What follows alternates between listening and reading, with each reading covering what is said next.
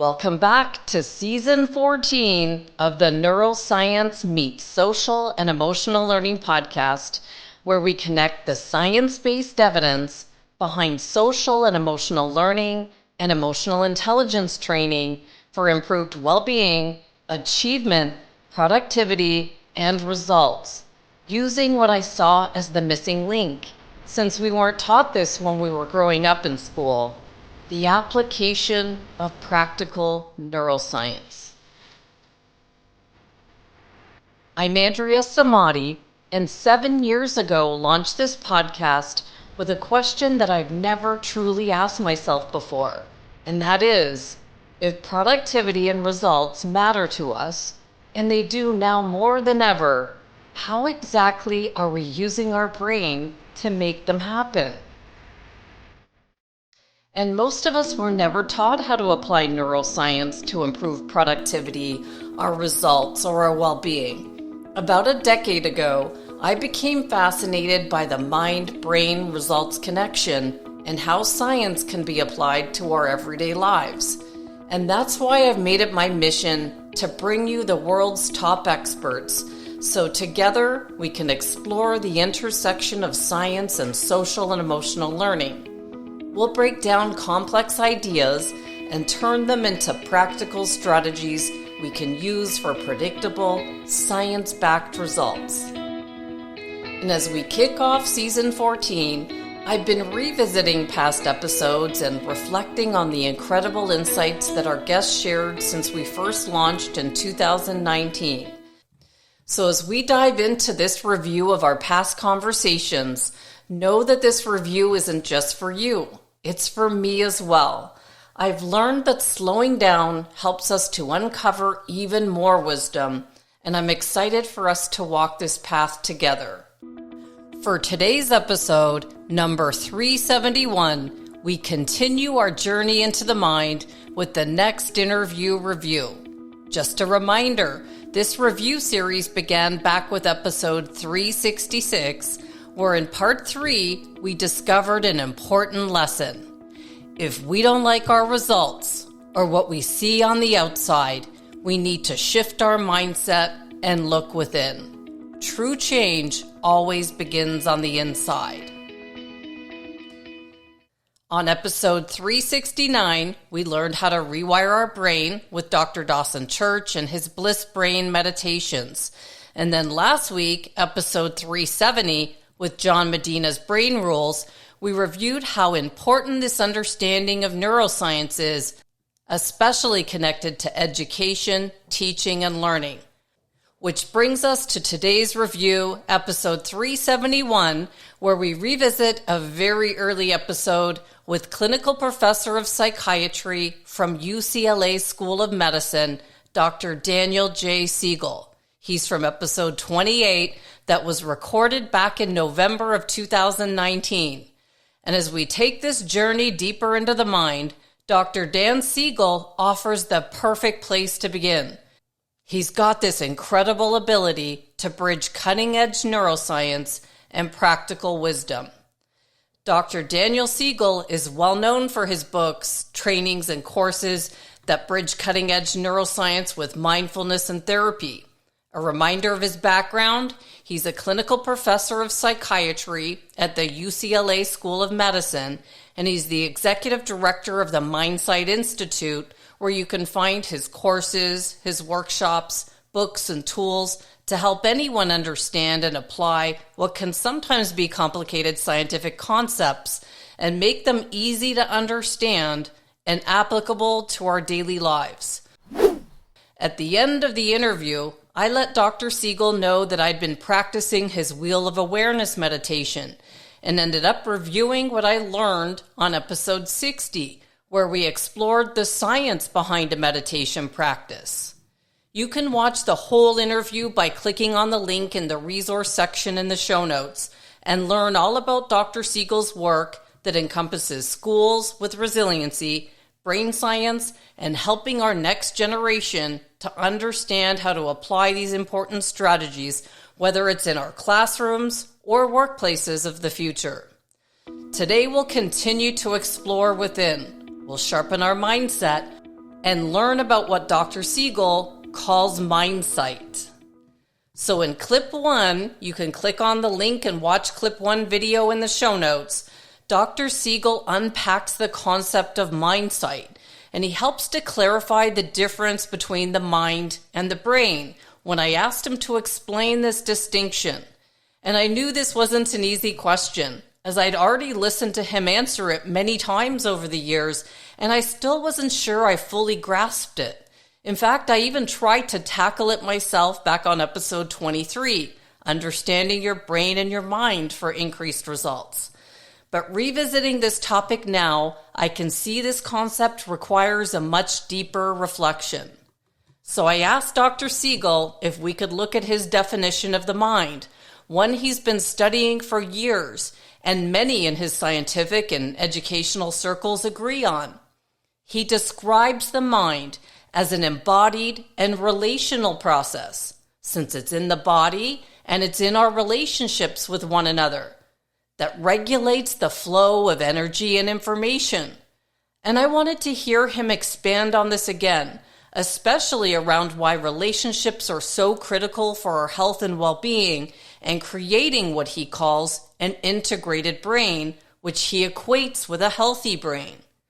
Now, his answer helped me to understand the importance of implementing Mindsight into our daily life. He said, the word mind doesn't really have a formal definition, actually, in the field of education or psychotherapy, or even in various, fields that study it, like psychology. However, if you just take the idea that you have a subjective experience, a feeling of being alive, that gets put under the general word mind. And then you even have consciousness that allows you to know you're having a subjective experience. And then you even have information processing that isn't necessarily in consciousness, basically what school is all about, learning to process information. And when you see too that the mind is also kind of a self-organizing process, it's a complex system that is having a way that it regulates its own becoming, you come to realize that if you could teach about the mind, this is what we call Mindsight, you would have a very different outcome for students. So my key tip from clip 1 with Dr. Dan Siegel is understanding and applying Mindsight, which is the way we focus our attention on the internal world. It's how we bring consciousness to our own thoughts and feelings, and then next, how we attune to the inner world of someone else. Mindsight gives us insight into ourselves and empathy for others. And if we could bring the concept of Mindsight, focusing our attention on the internal world, into education or teaching and learning anything, the outcomes for students would be profoundly different. They would not only learn academic content or whatever skill we're teaching, but also how to understand their own subjective experiences and expand their consciousness. So just as we've seen that true change begins by going within, Dr. Siegel shows us that teaching and learning follow the same principle. Mindsight, going within to understand ourselves first, and then extending this understanding to others, cultivating empathy, invites us to go deeper with ourselves through self-study. And Dr. Siegel reminds us that clarity emerges when we're willing to take that deeper dive. He describes Mindsight as the way we focus our attention on the internal world. It's how we bring consciousness to our own thoughts and feelings, and how we attune to the inner world of someone else. Mindsight gives us insight into ourselves and then empathy for others. And importantly, Dr. Siegel explains that Mindsight is more than simply observing. It equips us with the tools to monitor our inner world with clarity and depth, and also to modify it with strength and intention. While mindfulness centers on awareness, Mindsight adds an empowering, action-oriented dimension, the ability to change the structure and function of the brain itself. With Mindsight, we can literally alter the course of our lives by integrating areas of the brain that were previously disconnected. When we monitor our inner world, and we can shift from chaos towards harmony, moving our mind towards health, that's the true power of Mindsight. And it's a way of awakening the mind to the fact that you aren't a passive participant of life. You become an active participant, the captain of your own ship, he says. This way, you become the author of your own story, of your life. Which brings us back to episode 366, where we looked at the question, what do you really want to do with your life? Do you really believe that what you want is possible? Dan Siegel, with his research grounded in science, would say it most definitely is possible with the use of Mindsight. I highly recommend Dr. Siegel's book, Mindsight, that walks us step by step through how to implement this concept into our daily life. In the front of the book, you can see some well-known author reviews, starting with Dr. John Rady, who we'll be featuring soon. He said, Mindsight is a seminal piece on bringing neuroscience to everyday life, helping us to understand what can go awry in the mind, so that armed with that knowledge, we'll be better able to change. The book Mindsight is a wonderful journey from the mind, through the brain and the body, and then back again. And then another testimonial, Clarice Kestenbaum said that Mindsight is a remarkable exploration into the synergistic workings of the mind and the brain. So it's so important we understand how the mind and the brain work. And another testimonial, Natalie Goldberg said, this exciting book reveals the secrets of the mind that we've sought in Eastern and Western thought for 2,000 years. And that question is, how do we see the mind and learn to tame it for a happier and healthier life? And finally, Diane Ackerman points out that in the earlier book, The Developing Mind, Dan Siegel brilliantly revealed how relationships sculpt and are sculpted by the brain. Now, Mindsight, she says, is the perfect follow-up, a daring plan of action for a wiser and kinder life. Now, our tip 1, our practical application of how to apply Mindsight to our life. Begin by setting aside a few quiet minutes each day to practice this important skill that Dr. Siegel calls Mindsight. Are you aware of your own thoughts and feelings? Can you name the emotions that you feel? This will help you to understand your own inner world. Next, you can extend this concept to others. Are you aware of the thoughts and feelings of those around you? Can you tell how someone else is feeling? Can you apply what you see with this practice that will increase insight into ourselves while also increasing empathy for others? This is a good start for implementing Mindsight into our daily life. Dr. Siegel believes this will cause integration in the brain and actually change its structure and function, leading us towards improved health and well-being. And if you want to take Mindsight skills to the next level, I highly recommend Dr. Siegel's Wheel of Awareness meditation. You can listen to my review of this meditation from episode 60 that I can tell you took some practice before I was able to explain what I felt during this meditation. Dr. Siegel narrates us through each part of our body, improving our self-awareness. But in segment 4, he asks us to think about others and extend our thoughts to them, which is the second part of Mindsight. This, I think, was the most important part of the meditation as I began to focus well-being and intention on not only myself, but those close to me and then those in different parts of the world. This meditation has remained one of my favorite practices, and I had no idea that this practice was actually causing integration in my brain and setting me up for improved health and well-being. In his book, Aware, The Science and Practice of Presence, Dr. Siegel explains that there are research-based elements of mind training that should include 3 pillars: focused attention, open awareness, and kind intention towards others. And his Wheel of Awareness practice involves all 3 of these pillars, and profound changes happen with the body when you do mind training. He also explains that a 3-pillar meditation practice, like his Wheel of Awareness, changes the structure and function of the brain in these fascinating ways. And there are 6 ways that he lists. He says there's an integration of structure and function of the brain, and integration leads you towards well-being. There's a reduction of the stress hormone cortisol. There's an enhancement of immune function. There's an improvement in cardiovascular risk factors, a reduction in inflammation via epigenetic changes, and an optimization of telomerase, which is fascinating because it repairs and maintains the ends of chromosomes and actually slows aging. So who wouldn't want these benefits? The science is clear and proves that implementing a daily meditation practice improves your physical and mental health, with many more benefits that we'll explore further on later episodes. Moving on to our clip number 2 that you can find in the show notes.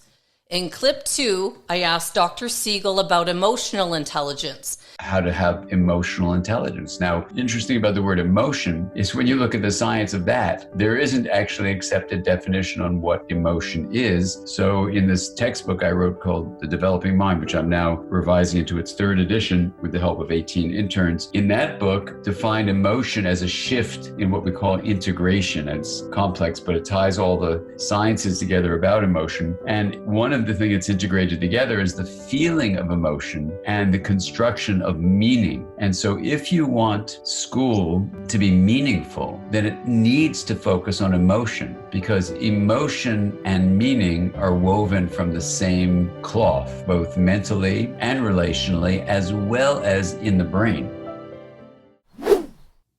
So a practical application for making emotions stick: begin your class or your workday with an emotional check-in. Take 1 minute to name how you're feeling, even if you do this in your head yourself, and invite your students or your colleagues to do the same. This simple practice strengthens emotional awareness, and it ties the learning experience to meaning, making it more impactful. Also, see if you can become an expert at feeling the emotions of others. Can you feel the shift in a room when emotions are stirred with your audience when you're presenting or in the classroom? When you say something that you hope to spark an emotional connection with, watch for your audience to move in some way. Do they sit up straighter or shift in their chairs? Do they move in any way? This is an important skill to notice and foster, and it can become very valuable when used at the right moment to make something stick. Finally, do you model emotion regulation? And we covered this on our last episode 370 with Dr. John Medina, who shared that children build resilience, not in calm moments, but in how parents or caregivers or even teachers respond when emotions run high. These moments define our parenting and teaching styles and shape a child's long-term emotional health.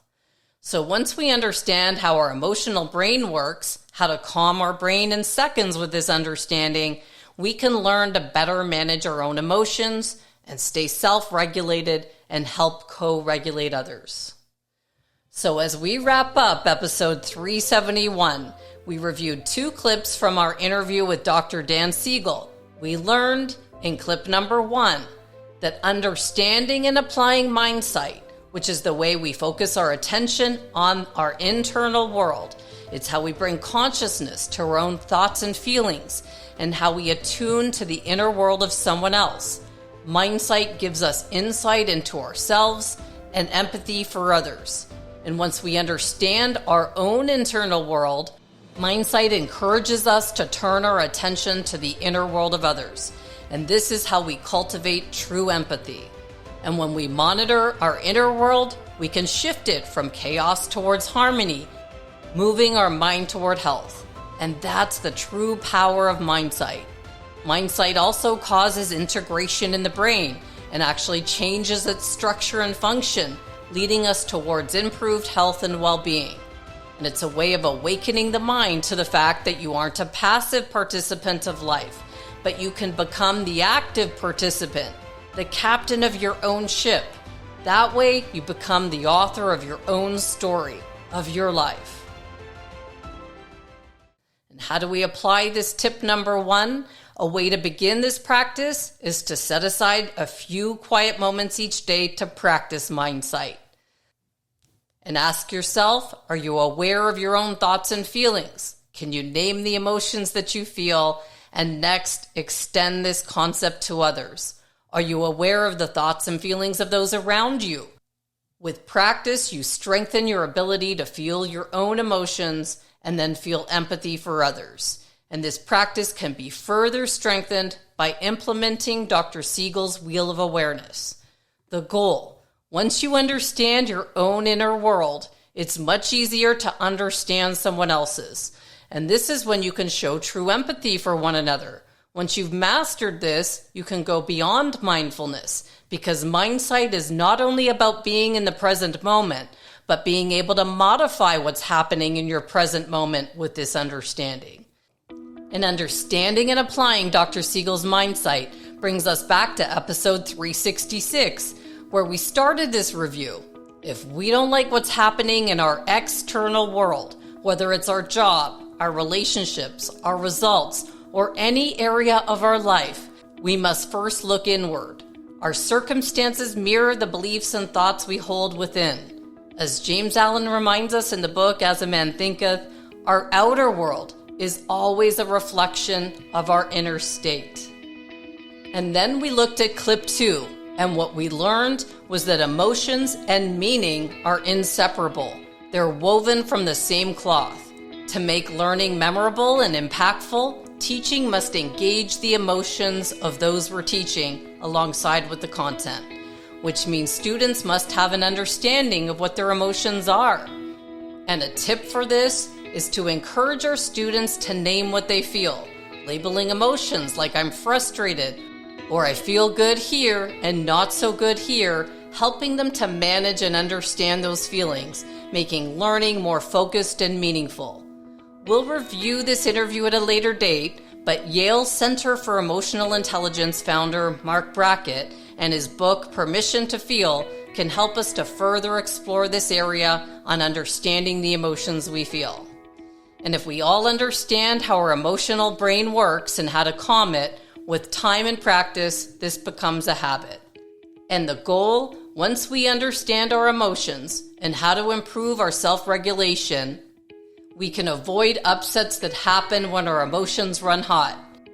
And we next learn to co-regulate those around us, an important brain tip that we learned from Dr. John Medina. I hope you found these 2 video clip reminders from Dr. Dan Siegel's interview as helpful and meaningful as I have. It always blows my mind when I revisit something that I did many years ago and find immense value with something that I might have missed or not fully understood at the time. Implementing this skill, Mindsight, takes practice, and it's something I'm still working on myself today. We'll see you next week for part 2 of our review with Dr. Dan Siegel.